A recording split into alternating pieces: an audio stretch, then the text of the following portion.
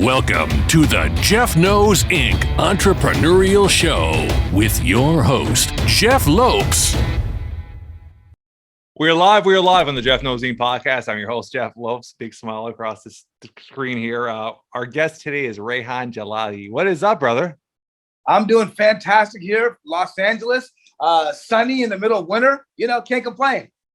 How, you know what? I wasn't going to go there, but how's been the last 16, 18 months in LA? Because you hear all these stories with the lockdowns. We've been struggling with it in Toronto, Canada, but how's it been getting around with gyms open and stuff like that?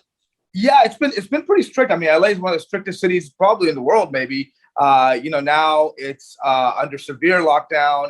We have masks inside everywhere, of course.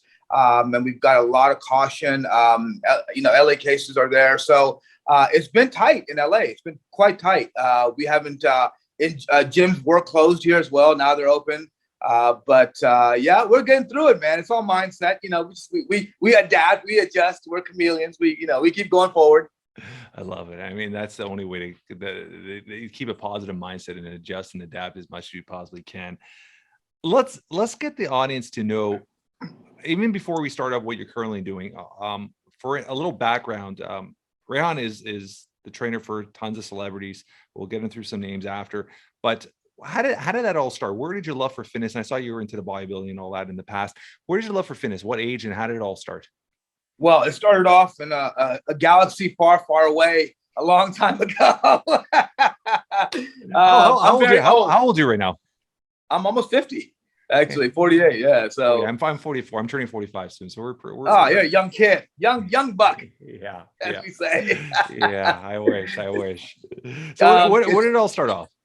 I started off in Texas. I grew up in Texas. And I started off in sports. I played football, and here I come, 128 pounds, soaking wet with boots on, trying to be a football player. I mean, I have these South Asian genes, and I'm coming in trying to play with NFL in Texas football. I don't know if you know about high school football in Texas.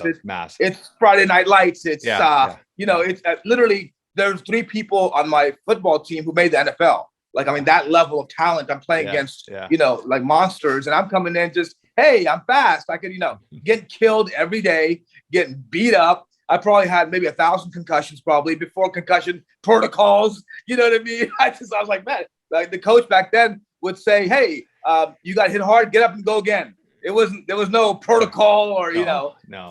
Things so, and then, so I started playing sports. And I started learning the importance of weightlifting. That's where the weightlifting bug kind of bit me in the weight room there. And so, from sports, learning about my body, learning training, getting an inch on my arms. And I was like, wow, I could I'm like, that scene in Spider-Man where you look at where the guy looks in the mirror, he's like, he's bitten by the spider. He's like, wait, my body's like getting, Yeah. So that's what I felt training. And then from sports, it led me on to a career in bodybuilding. So that's Explain how I started. Career. So when did you actually get into that scene of the bodybuilding world? And why I'm saying that, if you see my past, I have a very similar story. From 16, it was going from grade 15 to 16, grade 9 to grade 10. I had spurted through the summer. I got the just roughly 6'2", and I was 130 pounds soaking wet. So Wow. I feel you. I literally joined the local gym, and that's when that all started. And when I was 18, I was on stage doing bodybuilding shows. I ended up doing three competitions. When did you step on stage the first time? How old were you? I stepped on stage. Well, there was a pause, and we had a side story, which was I initially started competing in powerlifting. So I was competing for the University of Texas in Austin as a powerlifter. And so I started powerlifting. I did really well. It was a drug-free powerlifting association. I won nationals for my weight class and age. So I started doing really well in that. And then my first show in bodybuilding was an interesting story.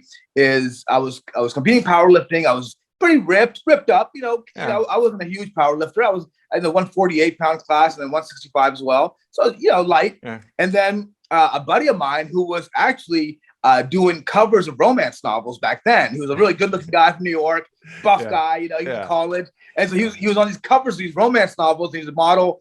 So one day, like on a Wednesday, he's like, "Hey, I'm competing in this Mr. Austin competition. you should do it. You're pretty ripped up. I'm like, what are you talking bodybuilding? I've never heard of, you oil yourself up? What are you talking about? Like, I'm not going to go on stage in my underwear and put what? I'm a power guy now. Yeah. So he's like, listen, I've already registered you. It's Saturday. I'm like, what? He's like, yeah, I already paid the fee for you. You already registered. You got to compete. And I can't get my money back. I'm like, oh my God. I'm like, dude, okay, fine. I'll do the stupid, as a one-time thing. So he helps me pose in a couple of days and learns everything. And I happened to beat him in the show.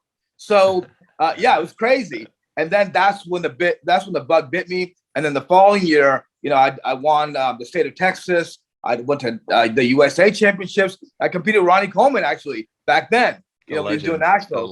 Before back in the day. So that's kind of how it all started. And that's when I switched my major in college. I was an accounting major. I was going to be an accountant actually, but I was like, nah, I got to do something with the body. So I started nutrition, biochemistry, and got into all that. Yeah. So that's an interesting story there. How long did the bodybuilding career, or I wouldn't say career, but how long did you compete for? I competed for a good 5 to 6 years, pretty solid. Huh? Yeah, pretty solid for about 5 years at least. Where's your mindset with that?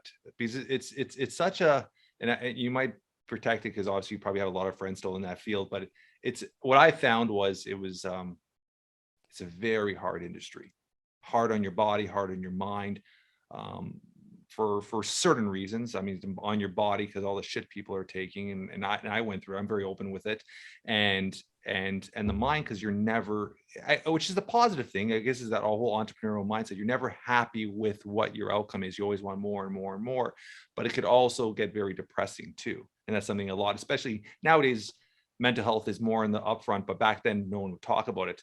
And a lot of these guys are never happy with themselves. They get in really deep depression, especially if they don't have family or friends around them. So where's your mindset with the whole bodybuilding world? Back then and is it now better? I think, look, I've been in it for so long. I've been to, 22 Mr. Olympias. I mean, I'm in that world. Yeah. But at the same time, I look at it, to me, bodybuilding was the greatest thing that ever happened to me.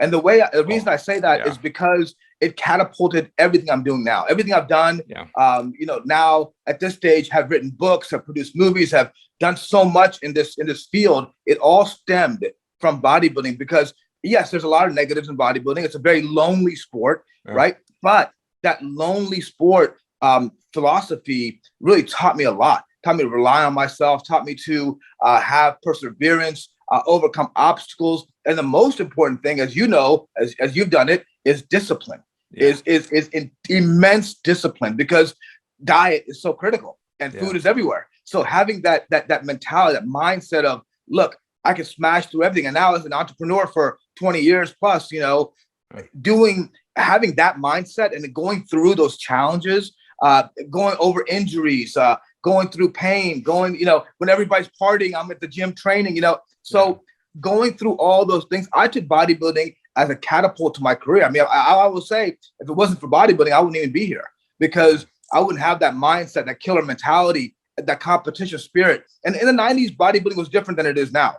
Right. Oh, totally. It's a different world. I mean, now it's basically a pharmaceutical game, right? It's just whose body can take the most drugs, at one time. Yeah. But back then it was a little different. Back then it was more camaraderie. There was more positive motivation. There was a lot of cool things about bodybuilding that created synergy, that created motivation for you, and it really propelled my career. The reason I got out of bodybuilding is because I didn't want to go all the way with the drugs. So just to be frank, I really wasn't into the drugs, and I was natural competing. And when I saw, next to me, these guys like 165 pounds with 19-inch arms shredded, I'm like, this might not. And I have a very, probably like you, a personality that if I put my mind to something, I'm going to do it all the way. I don't have a yellow light.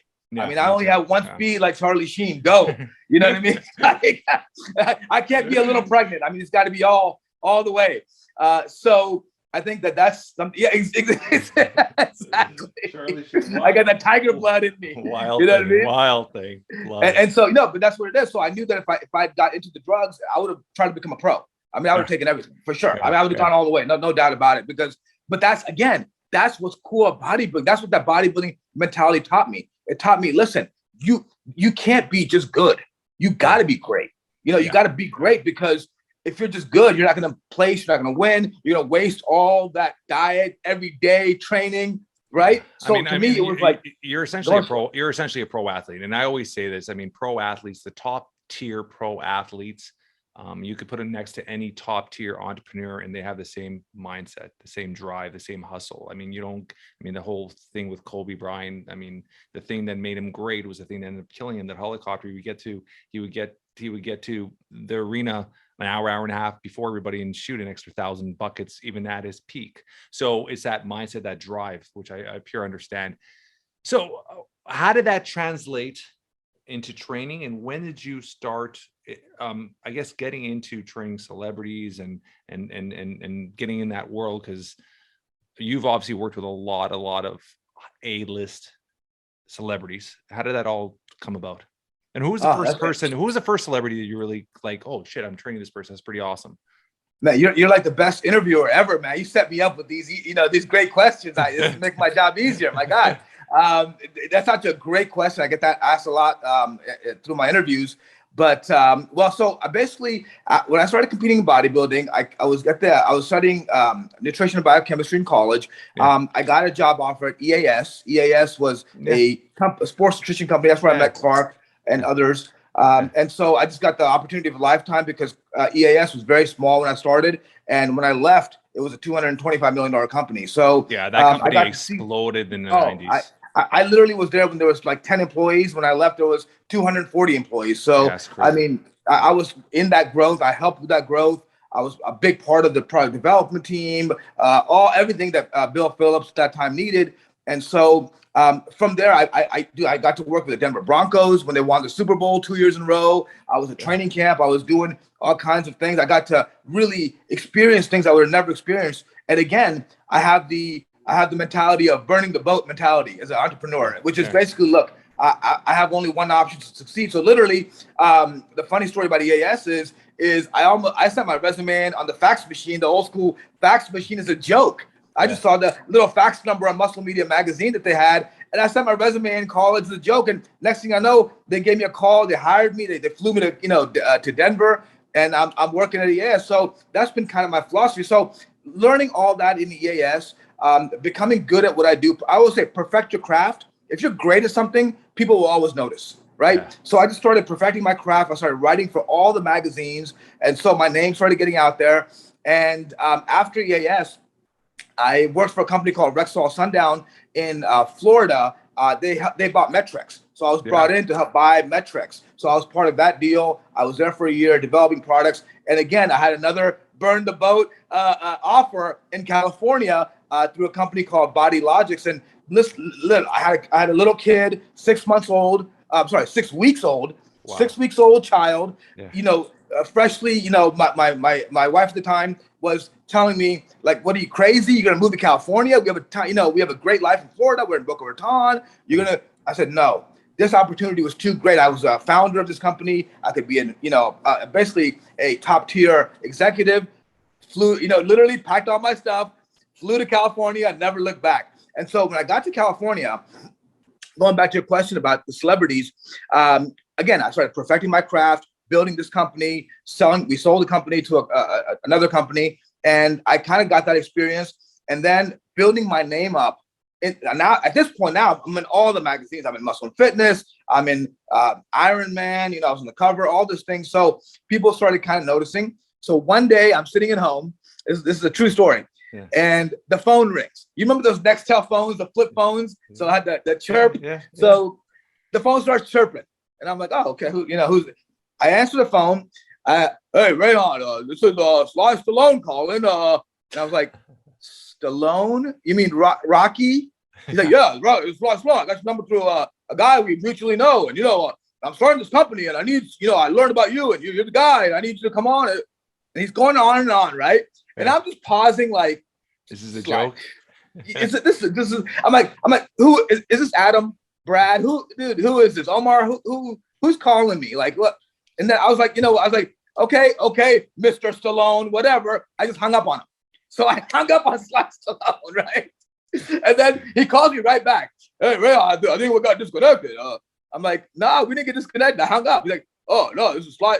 I'm like, then I was like, wait, this kind of like sounds like him. Like, I mean, I think it's, so it was Sly Stallone. So which company was this for? InStone. So he's starting a supplement company called InStone Nutrition. And he needed me to come on board and help him out. And he recruited me, and, and then he's like, why don't you help me with my personal program? I'm getting ready for another Rocky and, another Rambo. And so he was literally my first client. My first client happened to be Sly Stallone, which is mind-boggling. Crazy. It's crazy because most people, I was just grateful and fortunate, but most people, obviously their story is, hey, you start here, you build up, and you get a few other clients, you get that one break. My first client was Sly Stallone. By the way, he was the most generous, nicest person you could ever imagine. He literally opened up Hollywood. Hollywood's like a fortress. Yeah. You can't penetrate it. He literally got the keys to the kingdom. That walked in, introduced me to Bruce Willis, to, dozens of A-listers. And of course, if it's coming from Sly Stallone, it's already qualified. They already know. So that's what really kind of ignited the fire. And of course, I had to produce results, right? I always say, look, you can get in the door, and even as an entrepreneur, but you got to have a good product. Like, you got to have a good, you got to have a good product to have longevity. So that's kind of how it started, how it propelled. And then, I got to, be part of Rambo, be part of Rocky. I mean, me as a kid, and I'm sure you can relate to this, Jeff, is growing up, I put Rocky on and I was running around the house, drinking raw eggs and doing push-ups and punching. Favorite movie of all time is Rocky IV. I have an official, authentic Rocky movie poster framed in our office here. We have amazing Rocky memorabilia like crazy around here. And it was funny because my 13-year-old son will probably watch that movie about 20-25 times. So we're actually the anniversary one, we're waiting. We have it. We're gonna wait till the Christmas break to watch it together as a family. But yeah, great. Yeah, that's amazing. That's amazing. Yeah, that's my. I mean, and imagine having that level of like respect and following and literally you're like an idol of basically you're idolizing this person. And now you're working with him. Like literally, I'm going to his house. I'm trying samples with him. I'm literally in a business with my idol. And it's crazy because I learned so much from Stallone. And I really believe you can't get to have success without teamwork, without a lot of people behind you. I really believe that. I don't think it's, you can go, I always say you can go faster alone, but you can go a lot further together. And 100%. I think that Sly really gave me a lot of great advice, a lot of tips. For example, one thing he told me early on, was it's something simple, right? But he said, you can't edit what you don't have, right? And I was like, what? He's like, listen, if you ever have a chance to take a picture, a video, if you have a chance to do something, do it. Because if you don't have it, you won't be able to edit it. Like, you can always delete it, but content is key. He goes, just get everything you can. Cause we were talking about movies and he actually put me in Rocky, the last Rocky movie as well. So like a little background. You were? Yeah, I was in the background. Interesting.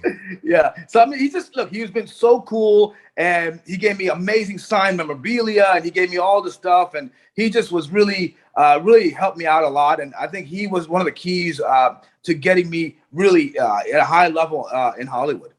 I love it. So where did it continue from there? I mean, you've worked with quite a few people who give me one or two stories of somebody you worked with that just like a really awesome story, celebrity wise.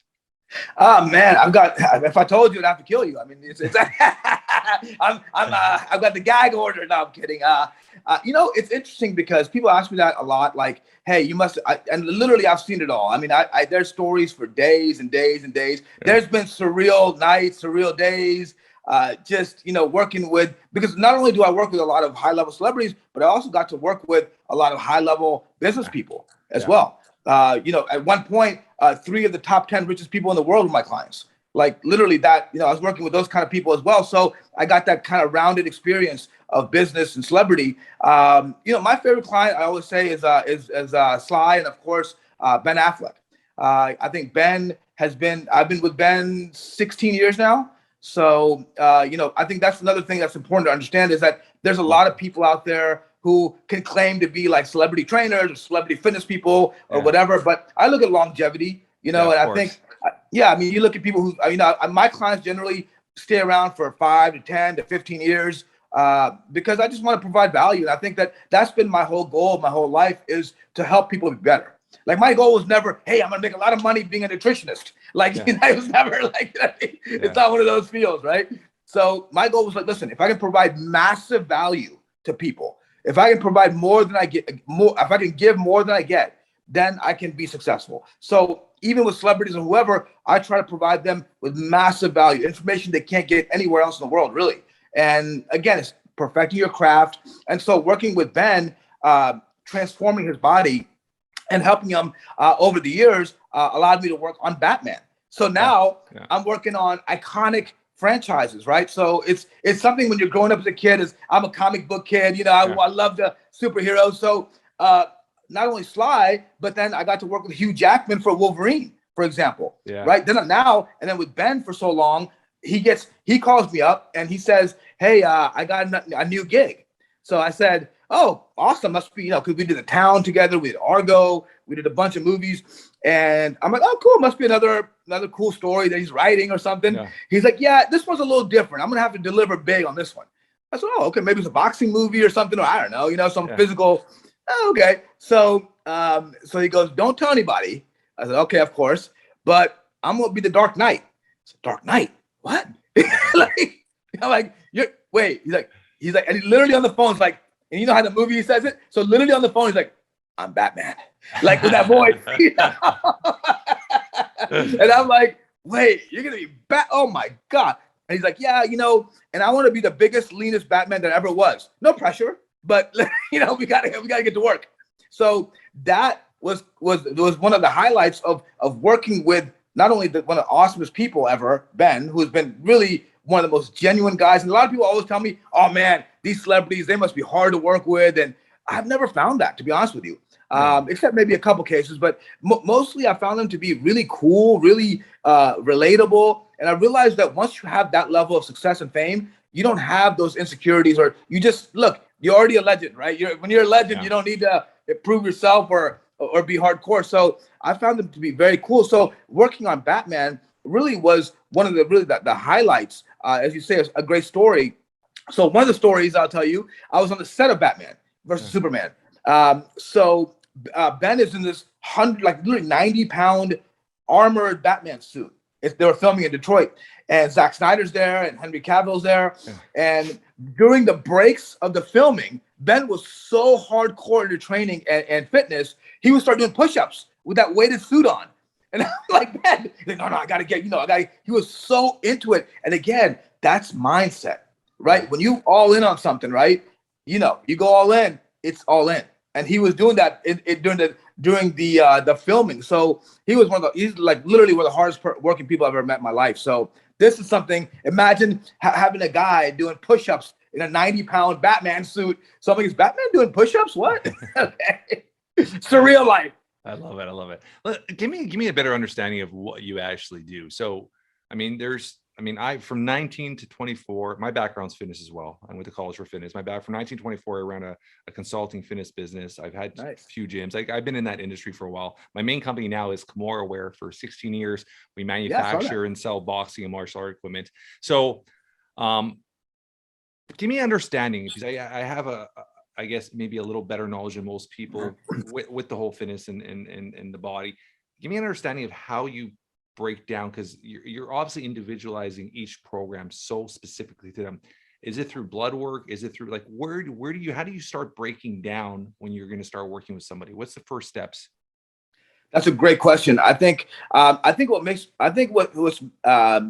me unique and something that's really helped people really get the best results possible. And at the end of the day, it's all about results, as you know, Jeff. Yeah. So, I think what we do better than anybody else is have the most customized approach to fitness.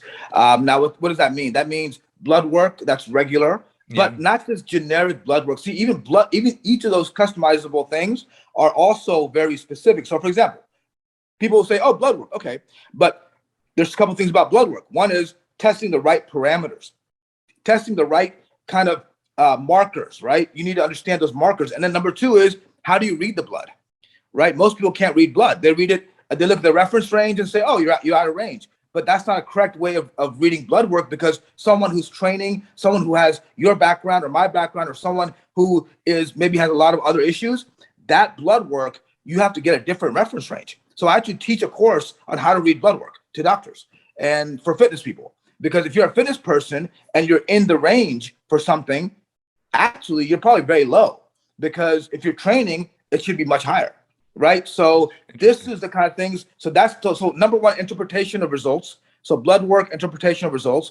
But our blood work is so comprehensive that we look at food sensitivity, about brain health. We look at neurotransmitters. We look at gut function. We look at so many parameters that we get. I mean, again, as much information as we can get someone, we get the blueprint.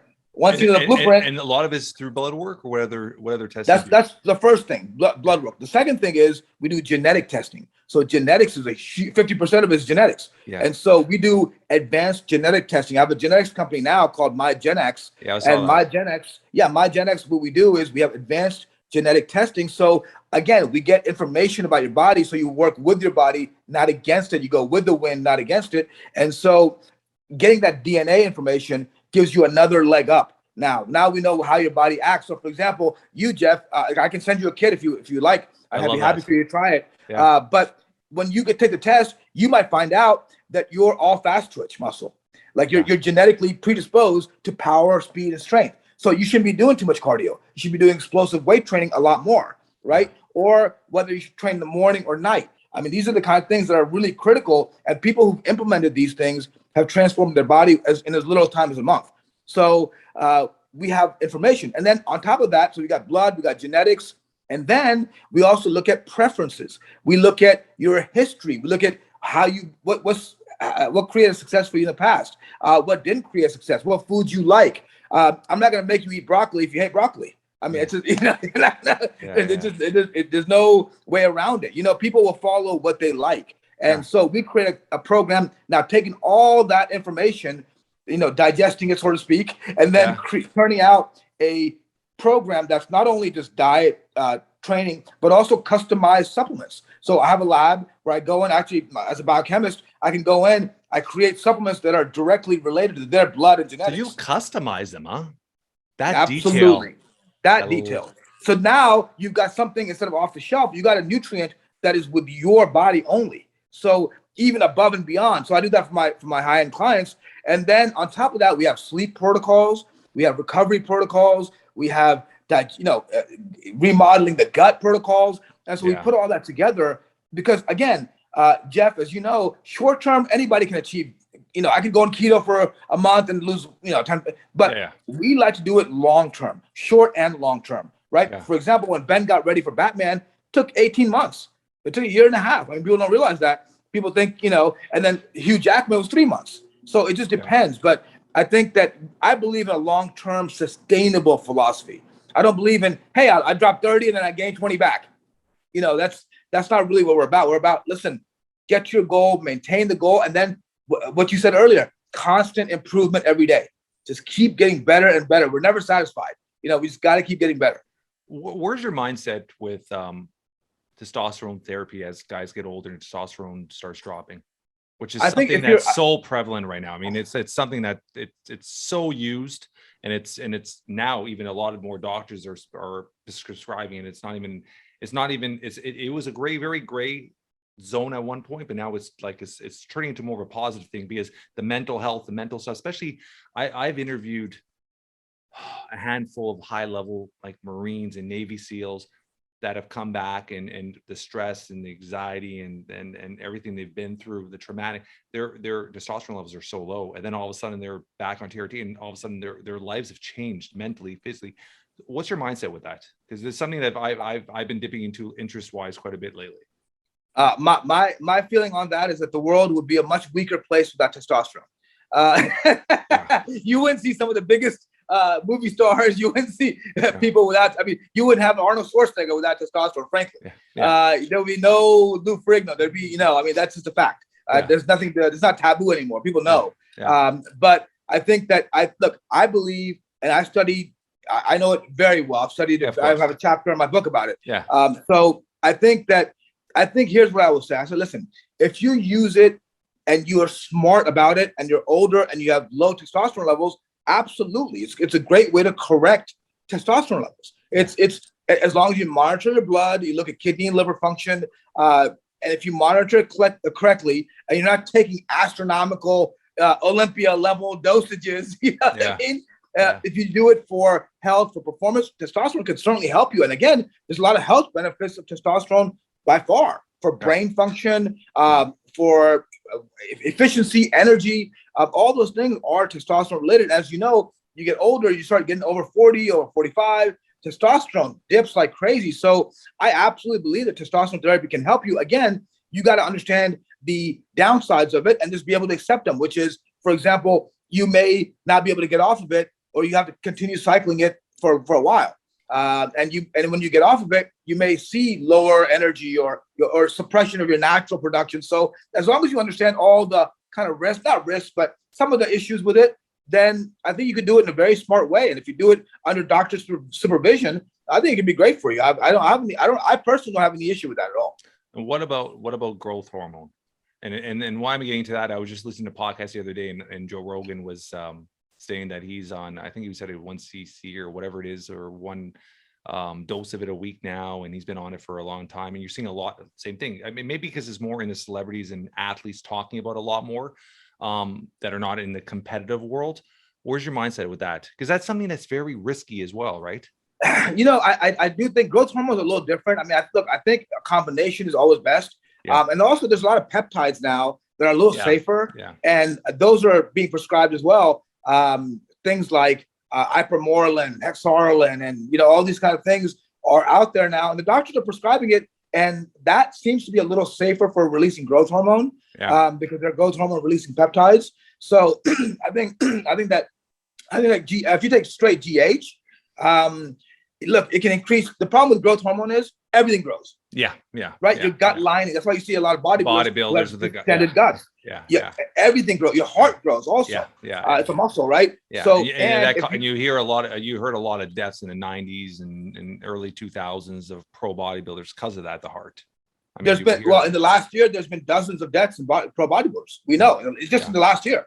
So there's a lot of things going on with the drugs. The other thing with growth hormone that could be risky is also if you have cancerous cells, it can actually grow the cancer. So there are some issues related to that. Now, look, is it clear? Maybe not. But again, there is a much higher, me personally, I think there's a higher risk of growth hormone. And for sure, when you take growth hormone, you truly suppress your natural production. Like you have to stay on it forever. Like you can't get off of it then. You got to stay off for basically the rest of your life, pretty much. I mean, so I think testosterone is a little better, and using testosterone with peptides, I think is a better combination. Where do you look at when you are doing all these genetic testing and DNA testing and stuff like that? Are there signs for like the cancerous cell stuff that you could see and start the prevention earlier, or start to suppress as much as you can? Is that something you guys look at as well? Yes, absolutely. We look at diabetes risk. We look at cancer risk, and look, if you're and also heart issues. We look at cardiac risk. So it's just information, right? So for example, if there's a gene that can predispose you to cancer 2 or 3 times more than others. If you have that SMP, we call a single nucleotide polymorphism, which is kind of a malfunction in your genes. So if you have that malfunction, so to speak, then you're 2 to 3 times more likely to get cancer. So, but if you live a very healthy lifestyle, if you never smoke, you don't drink excessively, you don't have a lot of risk factors, then you'll be fine.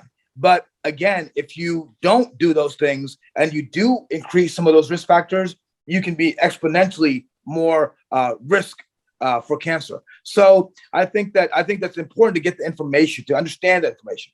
So why isn't something like this regularly tested in from a very young age, that we could put the protocols in place to start the prevention earlier? Like, I don't understand. And it goes back to the whole COVID, and we could talk about this all day long about they're telling everybody to stay indoors. They're telling everybody to lock up. And reality is, I mean, diabetes, anybody that has health issues, anybody that's overweight, anybody that's low in vitamin D, they're the ones that they're getting the worst end of this. So it's obviously showing health is so important, but they're not promoting or pushing it. So where's the mindset? Like, why are these not something that are regularly tested? Like, is this just the big pharma companies suppressing this? Man, we could have a whole nother show on this topic specifically. We could Yeah, go on and on. And I look, I'm vocal about this. I don't hide it. yeah. I'm very vocal about it too. Yeah, I talk about it all the time. I said, listen, COVID is inherently, and this might sound controversial, inherently it's not problematic. No. For a normal population, COVID is not. It's like It's a little more than the flu. It's honestly. a flu. Right. It's the flu. Exactly.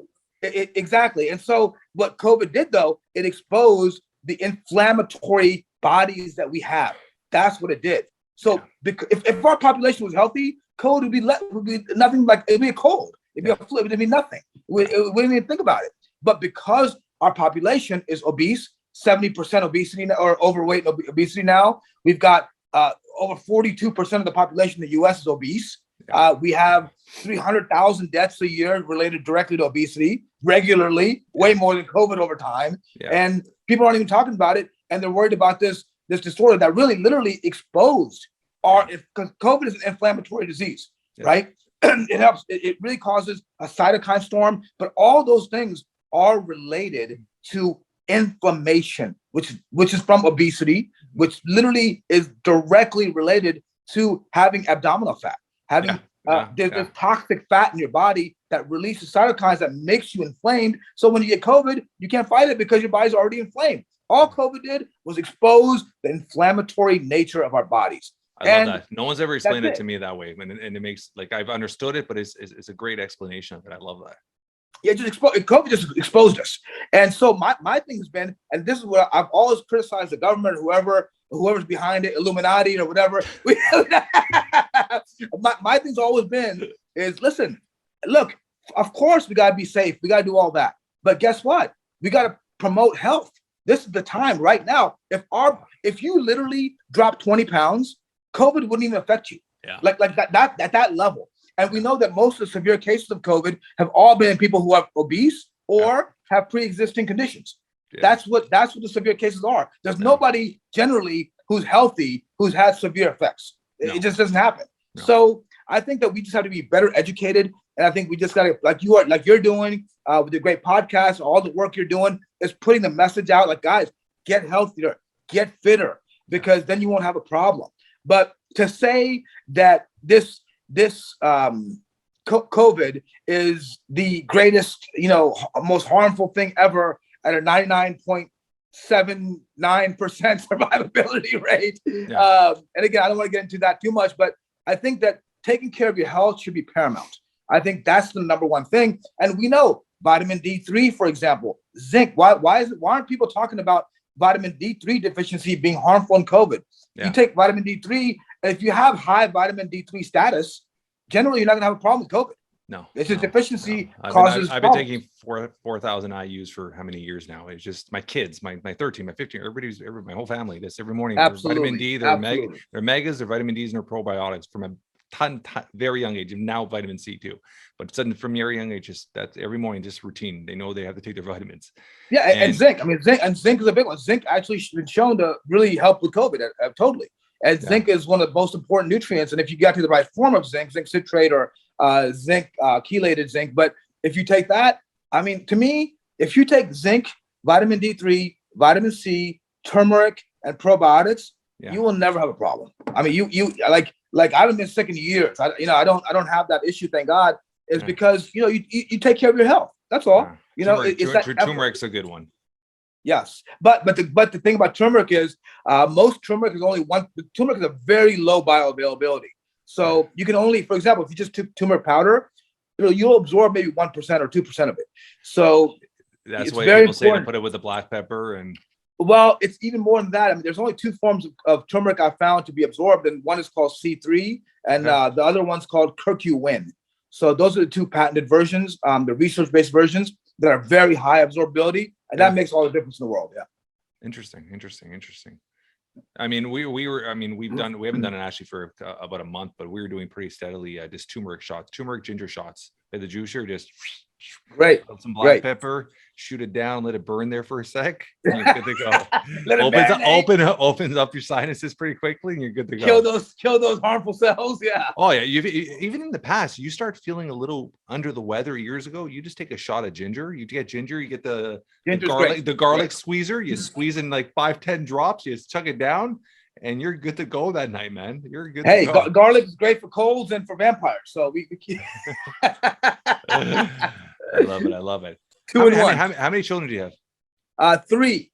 The 3 out there that I know about. We don't. No, I'm just kidding. No, I'm a 22-year-old, an 18-year-old, and a 15-year-old. Yeah.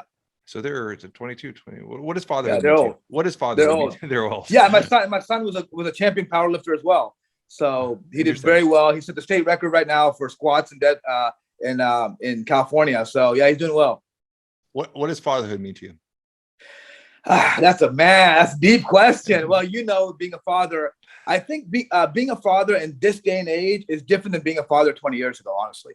And I think being a father in this day and age, I think requires some tough decisions. I think it requires.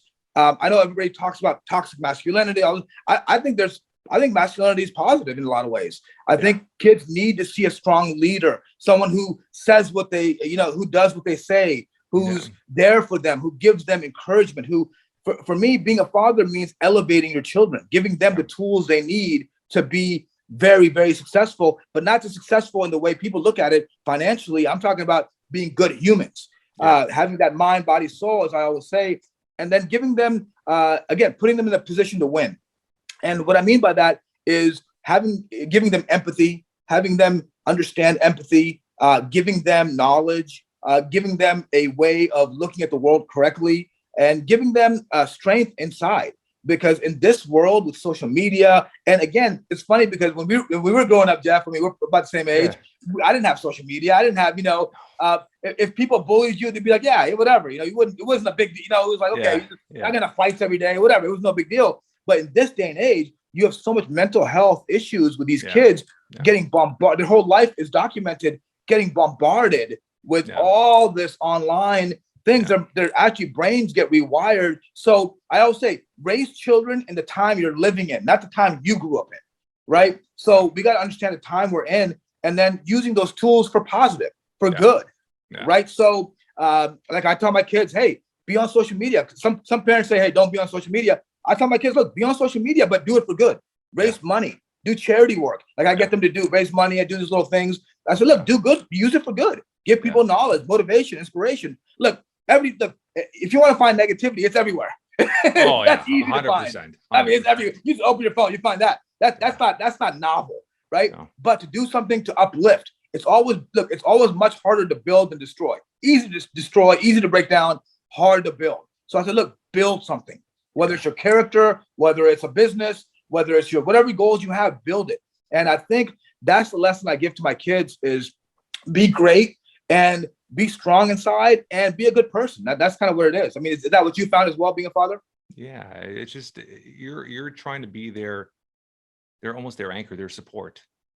Right? That's the word right there. Anchor. Great word. You teach them as much as you feel like they need to learn, but you want them to learn on their own as much as possible. I'm a strong believer that my kids, my daughter's 15, my son's 13, and there's a story behind my son that Clark knows quite well, and that you would love fitness wise. One day we'll talk about it. I mean, he was diagnosed with CP as a baby. Wow.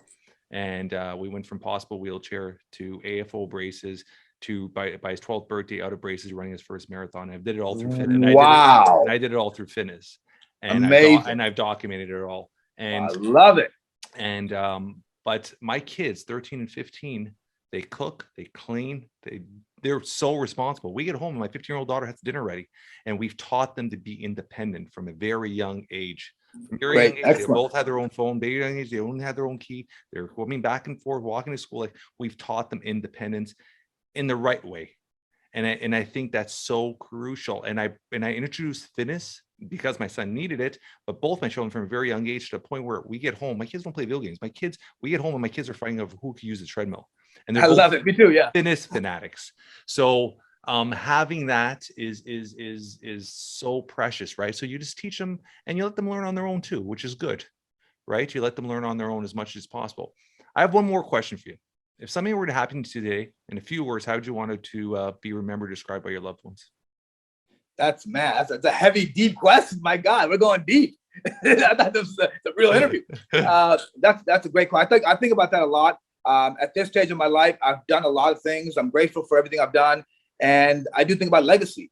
I think about what have I left the world. And a great quote that I like that says that the best of people are the ones that benefit others the most. And I want to be remembered as someone who benefited others the most, who gave the world knowledge, who gave the world positivity, who helped change lives for the better. I want to be remembered as someone who gave a lot more than he took, someone who, again, made people better and put a smile on their face. And when people met them, when people would meet me, I want to be remembered as someone that brought joy to them, and that they look forward to have met. So I want to put that out there and be remembered for someone who gave positivity, knowledge, and who helped people be better. I love it. I love it. I love it. Give the audience a little understanding of everything you're doing right now, business wise. How can they get a hold of you? Social media, what companies you're running, all that stuff like that. Sure. Well, I have a company now called MyGenX, and mygenxdna.com is the website. At MyGenXDNA, this is an advanced genetic testing company, a genetic solutions company. We have genetics testing that's easy to understand with the results, because a lot of these genetics companies, it's very confusing when you get all that data. But we've made it very easy to get, easy to read, and usable information with pro tips. So you can use that information and implement these tips to make your body and health better. We've got supplements that are genetically matched as well to your results. So it's a comprehensive genetic solutions company, and it's part of a bigger organization called iVitalize. And we're doing it again. Our motto is saving and transforming lives every day. So that's kind of our motto. So we have that company. I've got several books out there. The 6-pack diet plans available everywhere. I've got new books coming. The superhero diet plans coming out. I've got a women's book coming out. Superhero diet plan. I love that. Yeah, I've got 2 movies. Look behind me. I got Superman behind me. Hey, yeah, I see it. I love it. I've got 2 movies out right now that I've helped produce, and I'm also in on Amazon Prime Video and Apple TV. One is called Subs. Yeah, one's called Subs the movie, and one is called Access Muscle. So those movies are out right now. You guys can enjoy them on Prime Video or on Apple TV as well. Are they more documentaries or actually films? Documentaries. They're documentaries. And then I've got a film coming out next year on Prime Video about my life story, actually. It's like a docudrama about kind of my challenges, my struggles, overcoming, and working with some of the most famous people on earth, and doing that as a kid who's coming out of Houston, Texas. You know what I mean? So it's a pretty good story. I think it's a story that I think will inspire people and let people know, as we always talk about, and as you know, Jeff, you can overcome anything. Everything is figure outable, as we say. And definitely. So that's going to be coming out next year. We're doing some great things with MyGenX and social media at 6-pack diet plan SIX. And you can check us all out. And again, if I can add value to anybody listening out there, please let me know. Whatever I can do to help, I'm more than happy to do it. You could DM me, you could email me, you could send a homing pigeon, whatever it is. If it's to help you get better, I'll do it. Let's go. Mike Tyson's way of communication still. Exactly. I love it. This has been awesome, brother. And yeah, man, when your other document is coming out beforehand, we'll get you on here again and promote it. Anything you need from me on my side, promote. And anytime you're in Toronto, Canada again, shoot a message, and we'll go for dinner and hang out for a bit and show you around. I love the keg. I love the steakhouse. I've been there for a bit. Yeah, the steakhouse. That's my spot. There you go. No, but I got the last thing I'll say, Jeff, is I looked at a lot of the stuff you're doing, and brother, keep up the great work. I love people like you because you're really having a big impact, getting these great guests on your show with your clothing company, with your activewear. I think, like I said, raising kids, which is your most important job. So I look up to you as someone who's doing great things in the field. So I really appreciate you having me on the show today. Appreciate it, man. This has been a great connection. I'm sure this is going to be more of a long-term friendship than anything. So I appreciate it, man. Thank you so much, man. Thank you.